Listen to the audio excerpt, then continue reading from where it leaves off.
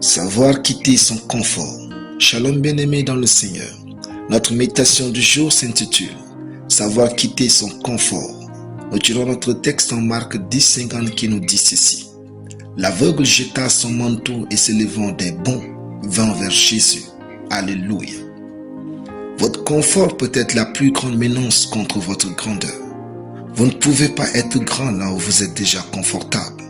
Votre miracle, comme Bartimée, lorsqu'il est grand, se trouve là où vous n'êtes pas à l'aise. Bartimée s'est libéré du confort de s'asseoir et d'être à la merci des gens de bon cœur. Il est écrit, l'aveugle jeta son manteau et s'élevant des bonds, vint vers Jésus. Si vous aimez tellement votre confort actuel, comment sauriez-vous de quoi vous êtes capable et jusqu'où vous pouvez aller dans ce monde? Votre confort tente de vous empêcher de découvrir d'autres versions de vous.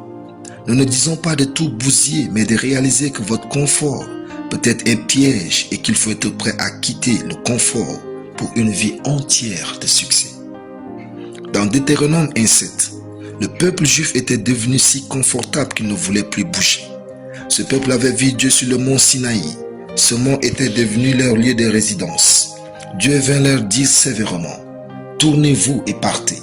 Allez à la montagne des Amoréens et dans tout le voisinage, dans la plaine, sur la montagne, dans la vallée, dans le midi, sur la côte de la mer, au pays des Cananéens et au Liban, jusqu'au grand fleuve, au fleuve d'Euphrate. Imaginez Dieu les grondait. En un mot, Dieu leur disait, que faites-vous encore ici? Bougez et partez. Voyez-vous, votre confort peut empêcher aussi d'autres révélations de Dieu dans votre vie et il n'aime pas ça. Votre confort peut aussi empêcher les nouvelles personnes d'entrer dans votre vie. Votre confort peut bloquer les nouveaux miracles. Si vous attendez depuis longtemps quelque chose qui ne se produit pas, souvent, c'est parce que vous voulez que la chose ressemble à votre confort. Pourtant, aucun confort humain ne peut limiter la main de Dieu. Même dans votre plus grand confort, Dieu peut vous surprendre agréablement. Et il est essentiel de toujours lui laisser de l'espace dans votre vie. Alléluia. Prions. Merci Père pour ta parole dans mon esprit.